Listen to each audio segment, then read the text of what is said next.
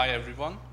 In my PhD project, I'm investigating the role of artificial intelligence in decision-making for extubation of mechanically ventilated patients. Nearly 50% of ICU patients require mechanical ventilation, yet no gold standard method exists for extubation predictions. Machine learning models show promise in clinical outcome prediction, but its predictive performance on extubation success remains unclear. Our systematic review and meta-analysis shows that machine learning models are able to predict extubation success with up to 90% of accuracy. Our results suggest that these models should form an integral part of future winning strategies, while further prospective clinical trials are needed to standardize and validate these ML models. Also, decision makers are supported to develop and integrate AI tools to optimize extubation timing and ICU patient outcomes. I'm Péter Bakos, an anesthesiologist and intensive care physician, currently working in Veszprém at the Department of Anesthesiology and Intensive Care. My vision is healthcare professionals at the bedside, relying on data instead of customs and traditions, while my mission is to provide evidence on data-driven decision-making in critical care. Today, we are focusing on the progress since March, so I should say that the biggest development is that our third baby has arrived 1 week ago, but I know that CTM is much more into science than diapers, so I will go on with my specific goals. So first, I'm investigating the accuracy of machine learning models in predicting extubation success in mechanically ventilated patients. And then in a second step, based on the results and findings of the first study, we are planning to develop and validate a machine learning model to predict extubation success. Starting with the first project and its background, the most important problem related to the topic is that almost half of our ICU patients are mechanically ventilated, and there are existing national and local protocols for extubation prediction, but despite these protocols, reintubation remains quite high, between 10 and 20%. Also, the practice on extubation varies widely among physicians and centers, leading to inconsistencies. So what do we know so far? We know that even failed or delayed extubation may cause complications, such as ventilator-free days, length of stay in ICU, or increased mortality. It has also already been shown in previous publications that machine learning can predict outcomes such as mortality or renal failure. So what is really missing is consistent guidelines on extubation and the evidence certifying the predictive accuracy of machine learning on extubation success. So what we can do for that is investigating the performance of machine learning predictive models. In this study, our clinical question is whether machine learning models are superior to standard medical therapy in predicting extubation success in mechanically ventilated patients. Our population is mechanically ventilated patients undergoing extubation. Index test 1 is machine learning models. Index test 2 is standard medical therapy. Reference is extubation success, while D is prediction accuracy. Our hypothesis is that machine learning models are superior to standard medical therapy in predicting extubation success in mechanically ventilated patients. The clinical and research implication would be the use of ML models as part of standard of care.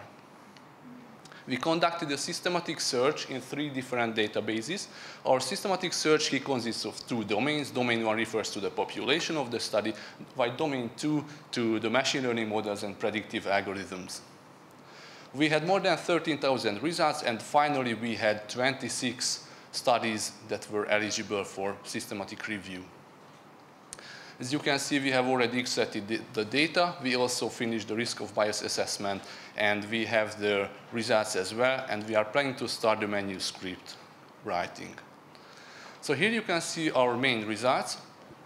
As I already told you, our population is mechanically ventilated patients undergoing extubation. On the left, you can see the eligible studies and the best performing models of each study. And in this study, we had the outcome measure of AUC, area under the curve, which is the most frequently studied and also in these studies most frequently presented outcome measure.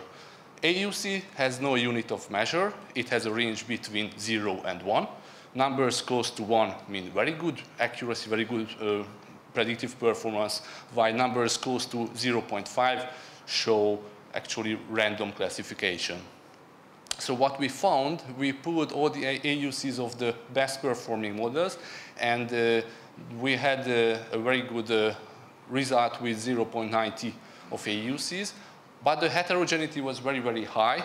This is mainly due to the different types of machine learning models and also the variety of variables and features they used for building the model. On this slide, you can see that we could analyze different categories of machine learning models. What we can see is that even the very advanced deep learning methods and the classic or traditional machine learning methods had an AUC of 0.85 or higher. And in contrast with this, the RSBI, the Rapid Shallow Breathing Index, which is a clinical score, had a much lower 0.57 of pooled AUCs. So our conclusion is that machine learning models can accurately predict extubation success, and the implication for practice is that machine learning models should form an integral part of future weaning strategies, while the implication for research is that prospective clinical trials are needed to standardize and validate machine learning-based prediction models. Of course, our study has strengths and limitations as well. Strengths are that our results are coherent, and also that we could identify several subgroups, and also we applied a comparative context, while limitations are that basically almost all of these studies were based on retrospective data, and they had a very high heterogeneity also regarding models and predictors as well, and the external validation was limited in these studies. So let's move to the second project, which is the development and validation of machine learning model to predict extubation success in mechanically ventilated patients. Coming back to the background of the first project, we know that despite the high number of mechanically ventilated patients, the practice on extubation is inconsistent. We need accurate tools supporting decision-making, and what we can do for that is developing a clinically relevant and applicable machine learning model. We performed a preliminary search in the literature to look for open access large data sets that can be used for our study. And in this systematic review, 4 different well-structured, freely usable ICU datasets were identified, 2 from the US, 1 from the Netherlands, and 1 from Switzerland. So building a machine learning model consists of several steps. First, we need to start with idea conceptualization. That means we need to define the predictors and the outcomes we are interested in. Then we should move to data collection. Actually, this step could take even years or decades. For that reason, as I showed you on my previous slide, we are planning to use already well-structured open source datasets. Third step is tool identification. At this stage, we need to identify the programming language and also the machine learning model we are planning to use. And we need to jump to the figure on the right in order to understand the term supervised learning in machine learning. So supervised learning means that it's a type of algorithm that applies predefined features and outcomes. With the help of labeled data, we can train our model, and once it's trained, it's able to predict the outcome based on new unseen data. And then we can move to data cleaning to find inconsistencies, missing values, or outliers in the data. And once our data set is cleaned, we can build our model and evaluate its performance. So what we have so far is a programming code. So we need deployment. We need to implement it in a real-world environment in order to be able to share it with users, with clinicians, and rely on their feedback to improve our model further and further. So in this study, we would use the same clinical question and PIRD diagnostic framework as for the first study. And in summary, first we are investigating the accuracy of the existing models, and then based on the results of the first study, we are planning to develop and validate an own model. And for the question, when to extubate a patient, the answer, my friend, is blowing in the wind. It's in the data, but we need to find it. Thank you very much for your attention.